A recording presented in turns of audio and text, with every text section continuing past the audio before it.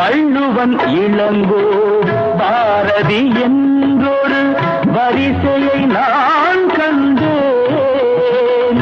அந்த வரிசையில் உள்ளவர் மட்டுமல்ல, அட நானும் ஏமாந்தேன். ஆத்திரம் என்பது பெண்களுக்கெல்லாம் அடுப்படி வரைதானே.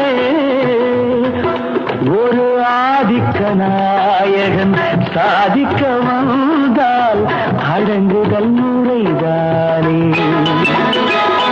கம்பன் ஏமாந்தான்